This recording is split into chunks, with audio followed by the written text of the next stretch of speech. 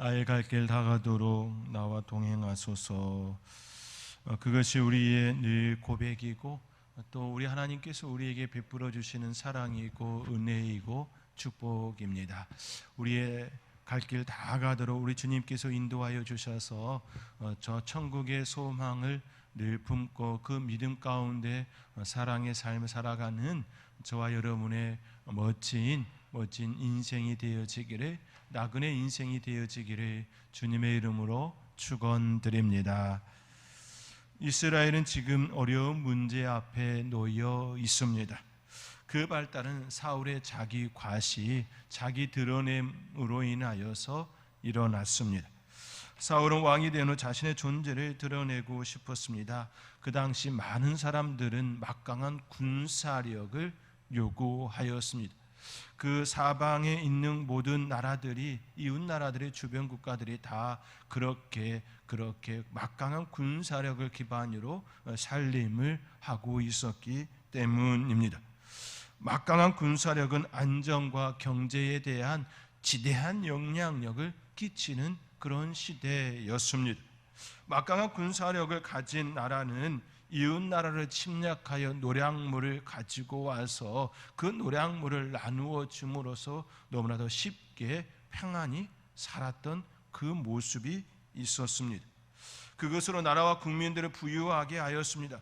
애써서 농사를 짓지 않아도 애써서 농사 지은 그것을 가져옴으로 또 양이나 가축들을 잡아옴으로 그 나라의 그 부를 누리고 살았던 것이지요. 먹을 것과 마실 것 그리고 입을 것들이 손쉽게 해결되어졌기 때문에 막강한 군사력을 가진다라고 하는 건 그 시대에 또 살아가는 하나의 방편이었습니다. 이스라엘 사면에 둘러싸인 적들이 있었습니다. 그 중에 하나가 블레셋이었습니다. 사울은 자신의 존재를 그 적들 중에 하나인 블레셋 그렇게 드러내고 싶었던 것이지요. 그러나 블레셋은 이스라엘이 감당하기에는 너무나도 큰 그런 군대를 가진 나라였습니다. 지금 이스라엘은 사울의 그 무모한 행동으로 인하여 매우 어려운 문제 앞에 놓이게 되었습니다. 블레셋 그 군대와 이스라엘이 이제는 피할 수 없는 그 막다른 길에 놓였기 때문입니다. 그런 가운데에 하나님께서는 사무엘을 통하여 사울에게 7일을 기다리라 라는 말씀을 주셨습니다. 이것은 약속인 것이지요. 약속을 주셨습니다. 그러나 사울은 7일을 기다렸지만 온전히 기다리지 못했습니다. 온전히 기다린다라고 하는 건 받을 때까지 기다림인 것이지요. 실은 믿음의 조상 아브라함도 약속을 받았지만 온전히 기다리지 못한 모습이 일어나긴 했습니다. 그것이 중간에 이스마엘이 태어나는 그런 형태였던 것이지요. 이삭이 이제 100세에 태어났고 이삭이 이제 점점 커가고 그리하여 이스마엘에게 고난받는 모습이 일어나지요. 또 훗날 또 이스라엘이 민족이 되어졌을 때에 또 이스마엘의 후손이 또 이스라엘을 공격하는 그런 안타까운 일이 일어났었던 것 또한 부정할 수 없는 사실입니다. 온전히 기다렸다면, 온전히 약속을 바라보고 기다렸다면 그런 일들이 그의 후손들 가운데 일어나지 않았겠지요. 그러나 그런 일들이 그 가운데 일어났습니다. 사울에게도 그러한 일이 일어났다라는 것이지요. 7일을 기다렸지만 온전히 기다리지 못했습니다. 약속을 온전히 바라보지 못했습니다. 결국 그가 기다리지 못한 그 결과로 그의 왕권이 그 대에서 끊어진다라고 하는 그런 말을 듣게 되었지요. 또한 그가 기다리지 못한 궁극적인 이유는 그의 마음이 너무 조급하였기 때문입니다. 그가 이처럼 조급하게 된 것은 문제보다 하나님을 크게 보지 않았기 때문입니다. 하나님보다 문제가 더 크게 그의 마음속에 다가왔기 때문이었습니다. 이것은 우리의 삶의 자리에서도 마찬가지인 것이지요. 우리의 삶의 자리에 여러 문제들이 일어날 때에 그 문제가 하나님보다 크게 보이면 좌절하고 낙심하고 절망 가운데에 빠지게 되어집니다. 결국 끝까지 기다리지 못하는 그런 믿음 없는 불신의 행동이 우리 가운데 일어나게 되는 것이지요. 바로 사울이 그러했다라는 것입니다. 하나님을 보았다면 조급함을 내려놓을 수 있었을 것입니다. 왜냐하면 전쟁은 하나님께 속한 것이기 때문이지요. 전쟁은 우리 인간의 손에 있는 것이 아니라 철저히 하나님의 손에 있음을 그가 보지 못했던 것이지요. 인류 전쟁사를 보면 전혀 생각지 못했던 일들이 참으로 많이 일어나곤 했습니다. 그 중에 하나가 덩케르크 철수 작전입니다. 덩케르크 철수 작전은 1940년 5월 말 제2차 세계대전 초기에 있었던 작전 중에 하나이지요. 영국, 프랑스, 벨기에, 네덜란드, 캐나다, 폴란드 연합군과 독일군 사이에 일어났던 작전입니다. 연합군 30만 명이 프랑스 덩케르크에 발이 묶이게 됩니다. 조금만 더 지체되었다면 연합군 30만 명은 그곳에서 모두 전사하게 되었을 것입니다. 그들이 그곳에서 벗어날 수 있었던 요인들 중에 하나는 독일군의 공포감 때문이었습니다. 아직 일어나지도 않은 일에 대한 공포감이 독일군 안에 일어났습니다. 그 일로 독일군은 연합군을 공격할 수 있는 기회를 놓치고 말았지요. 주춤거리다 실패하게 되었습니다. 독일군에게는 연합군을 공격할 수 있는 아주 좋은 기회가 무려 세 번이나 그 때에 있었습니다. 그러나 그 세 번의 기회는 독일군 편이 아니었습니다. 하나님께서 그들의 마음에 공포감을 심어주고 또 그곳에 아주 좋은 일기를 그 땅 잠시 허락해 주셔서 연합군이 그 덩케르로부터 벗어날 수 있는 그런 시간이 되게 하였습니다. 덩케르크 철수작전의 원래 이름은 다이나모 작전이었습니다. 그러나 훗날 우리에게 전해지는 작전명은 덩케르크 작전 또는 덩케르크 기적이라 불리고 있습니다. 이러한 기적은 한국 전쟁사에도 있지요. 흥남 철수작전이 바로 그 작전입니다. 그들이 흥남부두에서 철수한 날은 1950년 12월 24일 크리스마스 이브날이었습니다. 그리고 25일 아침 중공군 27사단이 흥남을 정념하게 되었습니다. 하루만 지체되었다면 그들 모두는 그렇게 중국군에게 많은 어려움을 당하는 그런 입장이 되었을 것입니다. 흥남 철수작전을 통하여 한국군과 유엔군을 합쳐 병력 10만 5천 명, 북한 피난민 9만 8,100명, 각종 차량 1만 7,500대, 각종 물자 35만 톤이 나오게 되었습니다.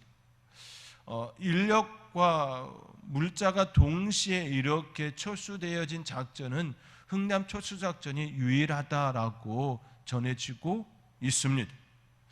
흥남 철수작전에 투입된 선박 중에 하나가 메리디스 빅토리 선박입니다.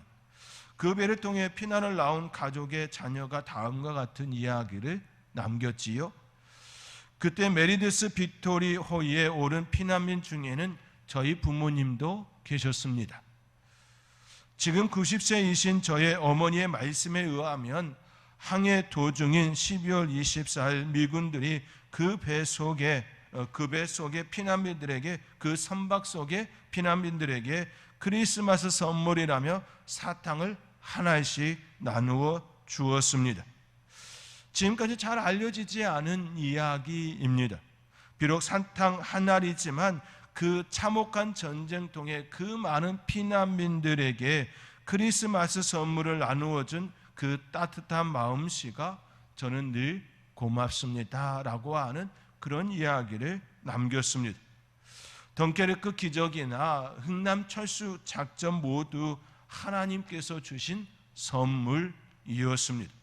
갑자기 일어난 독일군의 공포감으로 또 하루 차이로 그 기적을 경험하게 되었습니다. 두 작전은 전쟁은 하나님께 속한 것임을 확연히 드러내는 그런 시간이었습니다. 그러나 사울은 이미 한번 하나님의 기적을 경험함에 있어서 이미 경험하였음에도 불구하고 그는 하나님을 보지 못한 것이지요. 조급하면 보아야 할 것, 볼 수 있는 것을 못 보게 됩니다. 놓치는 모습이 일어나는 것이지요. 그러므로 조급할수록 문제의 답이 보이지 않을수록 우리가 해야 할 일은 기다리는 것입니다. 오히려 그 자리에서 기도하는 것입니다. 내 눈에 답이 보일 때까지, 하나님께서 내게 답을 주실 때까지 기다리는 것이 가장 우리가 우선적으로 해야 될 모습입니다. 왜냐하면 기도한다라고 하는 건 내 힘으로 되지 않는다라는 것을 고백하는 것이지요. 문제가 해결할 수 없는 상황이라고 하는 건 내 힘으로 할 수 없다라고 하는 그 상황 아닙니까? 그러므로 우리가 해야 될 일은, 이 일은 내 손으로 할 수 없는 일이니 하나님 도와주시옵소서, 하나님 역사하여 주옵소서, 이 일은 내 손에 있는 일이 아니라 하나님의 손에 있는 일입니다라고 맡기는 그 일이 먼저 일어나야 한다라는 말씀입니다. 제가 누누이 여러 번 말씀드린 것처럼 문제가 되지 않는 건 내가 해결하면 되는 것이지요. 소소한 문제들이 일어날 때에 내게 해결할 수 있는 일은 그냥 하면 되는 일입니다. 또 옆에 사람에게 도움을 청하여서 해결할 수 있는 일이면 그냥 그렇게 도움 청해서 해결하면 될 일입니다. 그런데 내가 할 수도 없고 도움을 청해도 되지 않는 그 일에 대하여서는 빠르게 우리 하나님 앞에 내려놓는 일을 해야 하는 것이지요. 그것이 가장 잘하는 모습입니다. 오늘 아침에 저에게 갑자기 우리 권사님께서 전화가 하셨습니다. 만나팀이 이제 캄보디아 선교팀 그 준비를 위하여서 음식을 하고 이제 다 끝마치고 이제 정리하는데 물이 안 빠진다라는 거예요. 그래서 저희 급히 전화를 주셨습니다. 그래서 제가 내려가 보니 실은 이제 우리 창고 안에 있는 그 배수 펌프가 고장이 나서 물이 안 내려갔던 겁니다. 내가 해결할 수 없는 일 도움을 청하는 거 가장 빠른 길입니다. 우리가 할 수 있는 일을 내가 하면 되는 것이지요. 우리가 하면 되는 것입니다. 우리가 할 수 없는 일에 대하여 내가 끙끙 매고 있으면 가장 어리석은 모습입니다. 그리하여 우리가 해야 될 일은 우리가 할 수 없는 그 일에 대하여 하나님 앞에 온전히 맡기고 기도하고 나아가는 그 모습일 겁니다. 사울은 그것을 하지 못했다라는 겁니다. 그것을 보지 못했다라는 것입니다. 그것이 그의 삶의 자리에 늘 걸림돌이 일어나는 것을 이후에도 여러 번 볼 수가 있습니다. 저와 여러분의 삶의 자리에 어렵고 힘들고 풀리지 않는 난제를 만났을 때에 먼저 하나님을 찾고 하나님께 기도하며 그리고 하나님께서 일하시기를 기다리는 저와 여러분이 되어줄 수 있기를 주님의 이름으로 권면드립니다. 사무엘은 사울이 행한 잘못된 행동에 대해 책망과 함께 그가 앞으로 겪어야 할 일에 대하여 분명하게 경고의 메시지를 준 바 있지요. 그것은 그의 왕권이 계속되지 못할 것이라는 말씀이었습니다. 그가 만약 사무엘의 책망에 자신의 잘못을 시인하고 자신의 잘못을 뉘우쳤다면 다윗에게 다시금 기회를 주었던 것처럼 하나님께서는 그에게 다시금 기회를 주었을 것입니다. 그러나 그는 그러한 모습이 성경 말씀 가운데에 드러나지가 않습니다. 우리는 그 속에서 얼마나 하나님께서 기다려주시고 계시는지 살짝 엿볼 수 있는 장면이 있었습니다. 그것은 하나님께서 자신의 죄를 뉘우치지 않는 사울에 대하여 즉각적인 심판을 내리지 않았다라는 것이지요. 즉각적인 심판을 내릴 수 있음에도 불구하고 하나님께서는 그렇게 행하지 않으셨습니다. 오히려 하나님께서는 당면한 문제를 해결할 수 있도록 길을 열어주셨습니다. 그 길은 사울이 아닌 그의 아들 요나단을 통하여 길을 열어주셨습니다. 이것이 참 우리의 삶의 자리에 깊이 생각해야 될 하나의 요소이기도 합니다. 하나님께서는 길을 열어주시는데 그 죄인, 그 잘못한 그 사람을 통하여 역사하지 아니하시고 오히려 다른 일을 하나님께서 준비하시고 예비하시고 그를 통하여 그 어려운 난제를 해결해 주신다라는 사실입니다. 하나님께서는 사울에게 그 영광을 결코 주지 않았다라는 겁니다. 그의 잘못에 대하여 분명하게 책망하시고 또 그 앞에 놓여 있는 이스라엘 백성들이 지금 어려움을 겪고 있는 그 문제를 해결해 주시는데 그 영광을 사울에게 주지 않았다라는 것입니다. 다시 말해 책망과 영광이 따라가지 않게 하셨다라는 겁니다. 그 백성을 사랑하시는 하나님의 자신의 존재를 분명하게 드러내셨지요. 우리는 그 사건을 통하여 하나님의 멋짐을 볼 수 있습니다. 사울이 잘못을 행하였음에도 불구하고 그 나라 그 백성을 구하시는 하나님의 일하심을 우리는 볼 수 있기 때문입니다. 누구 하나 잘못했다고 하여서 그 민족을 말살시키는 것이 아니라 다른 일을 준비하시고 하나님의 일하심을 드러내시고 하나님의 영광을 받으셨다라는 말씀입니다. 이것이 바로 우리 하나님의 멋짐입니다. 우리 하나님은 우리에게 일처럼 역사하시고 또 역사하여 주십니다. 그 일이 어떻게 일어났는지 요나단을 따라가 보겠습니다. 오늘 본문 6절의 말씀입니다. 우리 함께 6절의 말씀 함께 6절의 말씀 함께 읽겠습니다. 요나단이 자기의 무기를 든 소년에게 이르되 우리가 이 할례 받지 않은 자들에게로 건너가자. 여호와께서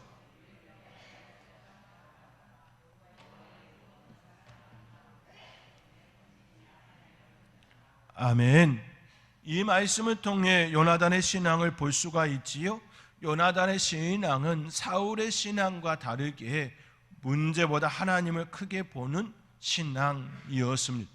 하나님께서 나와 함께 하시면 그것을 감당할 수 있다, 승리할 수 있다라고 하는 것이 그의 마음속에 있었습니다.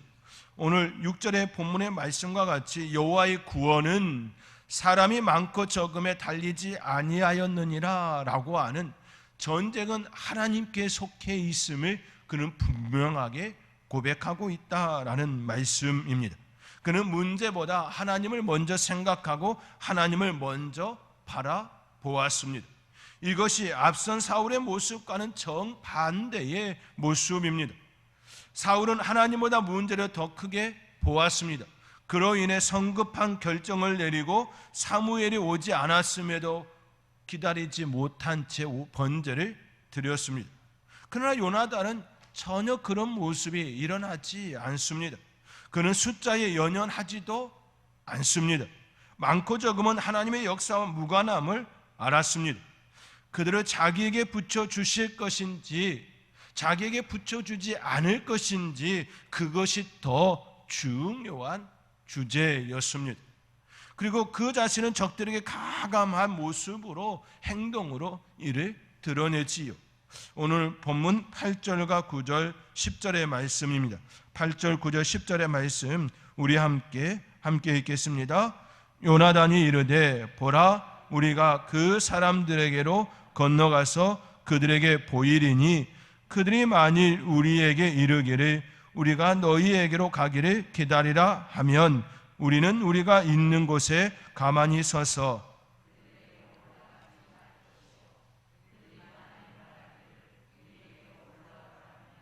우리가 올라갈 것은 여호와께서 그들을 우리 손에 넘기셨음이니 이것이 우리에게 표징이 되리라 하고 요나단은 가감하게 자기 자신을 적들에게 보입니다.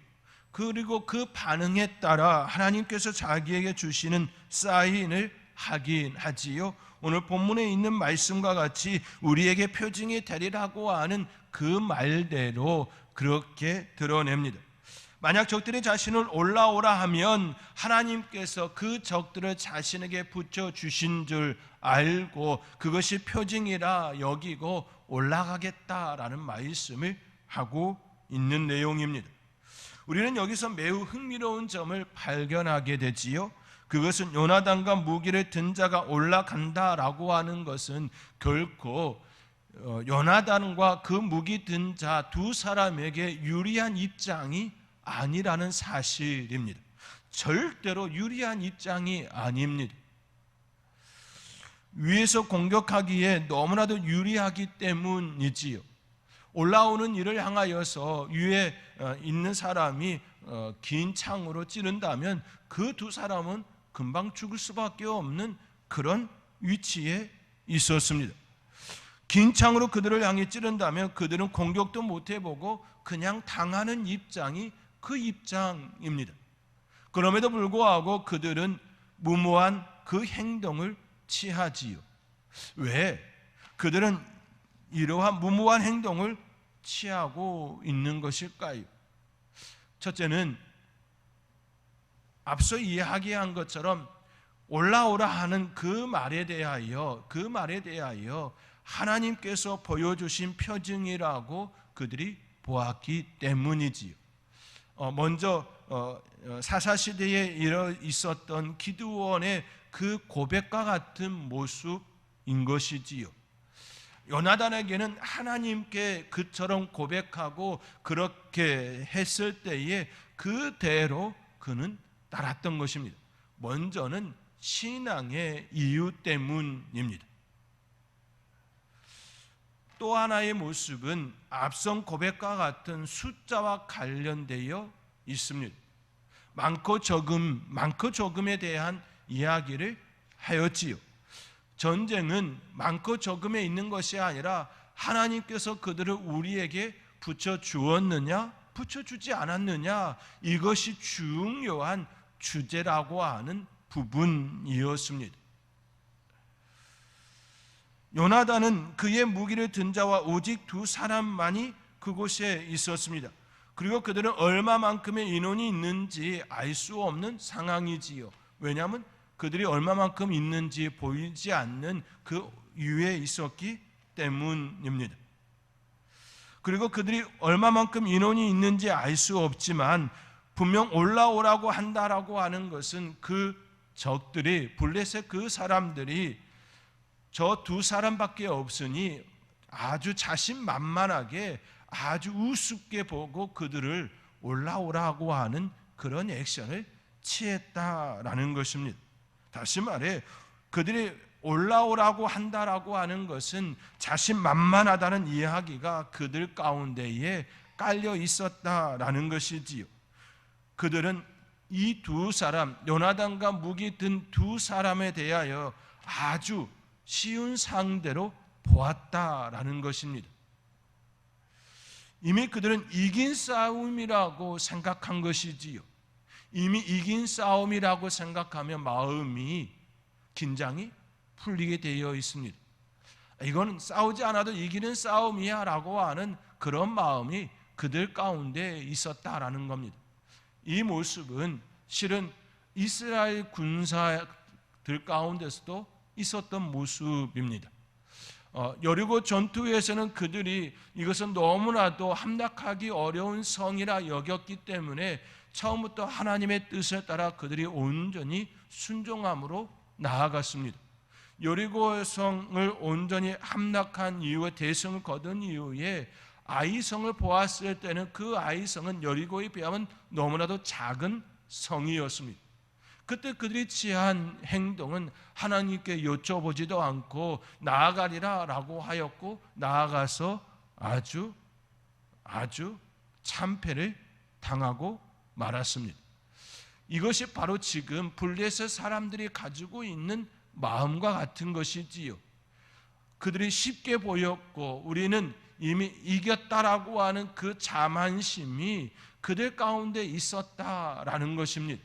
올라오라 올라오라 너희에게 보여줄 것이 있다라고 하는 그 표현은 결국 그들을 만만히 보고 올라오라고 하는 그런 행동을 취함이었던 것이지요.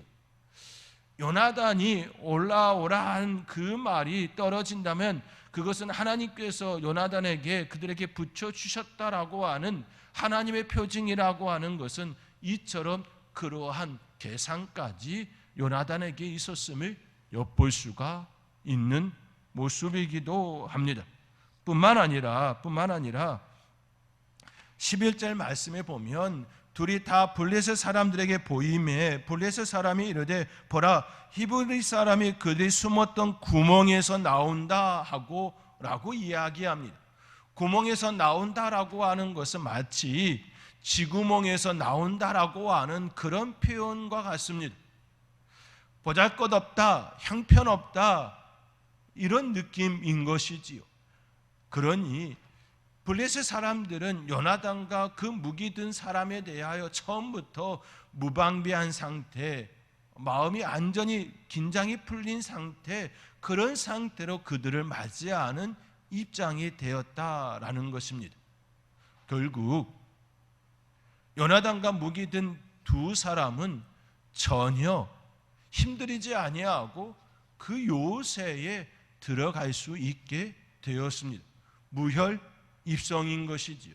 그리고 들어간 이후에는 그곳에서 20명을 죽이는 그 일이 일어나게 되었습니다. 하나님께서는 이처럼 요나단에게 지혜를 주시고 또 그렇게 그 일을 감당할 수 있는 능력을 허락해 주었습니다.